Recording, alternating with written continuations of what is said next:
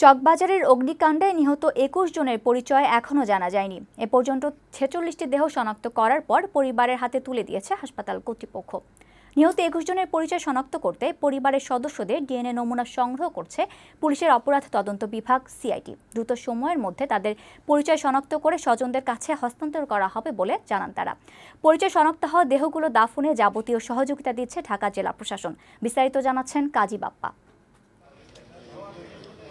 রাজধানীর চকবাজারে অগ্নিকাণ্ডে নিহতদের মধ্যে এ পর্যন্ত ৪৬ জনের পরিচয় জানা গেছে। তাদের মরদেহগুলি ইতিমধ্যে পরিবারের কাছে হস্তান্তর করেছে হাসপাতাল কর্তৃপক্ষ। আরও ২১টি দেহ রাজধানীর বিভিন্ন হাসপাতালের মর্গে রাখা হয়েছে। এগুলোর পরিচয় শনাক্ত করতে হবে ডিএনএ টেস্টের মাধ্যমে। তার মধ্যে ঢাকা মেডিকেল কলেজ হাসপাতালে রয়েছে ৪টি, সোহরাওয়ার্দী হাসপাতালে ৫টি, মিডফোর্ড হাসপাতালে 5টি, কুর্মিটোলা জেনারেল হাসপাতালে 3টি ও জাতীয় হৃদরোগ ইনস্টিটিউটে রাখা আছে 5টি দেহ। এসব হাসপাতালে ভিড় করছেন স্বজনেরা। লাশ দেখছি কিন্তু চিনতে পারি না যে এটা আমার স্বামীর লাশ। হসপিটাল সব খুঁজেছি, কোনো জায়গায় পাওয়া যাইতেছে না। এখন মর্গে অনেকটা লাশ আছে, এগুলো দেখাইতেছে না এরা। তো আমার বোনের লাশটা যেন আমরা খুঁজে পাই। ঢাকা মেডিকেল কলেজ হাসপাতালে স্বজনদের নমুনা সংগ্রহে আসে পুলিশের অপরাধ তদন্ত বিভাগ সিআইডির প্রতিনিধি দল। স্বজনদের নমুনার সাথে মিলিয়ে নিহতদের পরিচয় শনাক্তের কথা জানান তারা। দ্রুত সময়ের মধ্যে স্বজনদের কাছে মরদেহ হস্তান্তরের বিষয়েও আশাবাদী সিআইডি ইউনিট।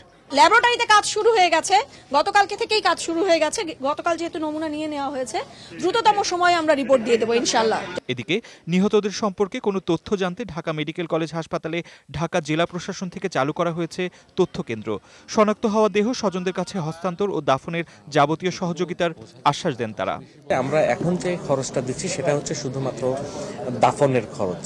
তার লাশ পরিবহন এবং দাফনের জন্য ২০,০০০ টাকা করে দেওয়া হচ্ছে। এটা জেলা প্রশাসনের পক্ষ থেকে, ত্রাণ ও পুনর্বাসন মন্ত্রণালয়ের পক্ষ থেকে দেওয়া হচ্ছে। তো সেটা আমরা এখান থেকে দিয়ে দিচ্ছি। পরিচয় সম্পর্কে নিশ্চিত হওয়ার পরে যারা আসছেন আত্মীয় স্বজন তাদেরকে যাচাই বাছাই করে হ্যান্ডওভার করে দেওয়া হচ্ছে। দাফনে আর্থিক সহযোগিতার ঘোষণাও দেওয়া হয় জেলা প্রশাসনের পক্ষ থেকে। কাজী বাপ্পা, বৈশাখী সংবাদ, ঢাকা।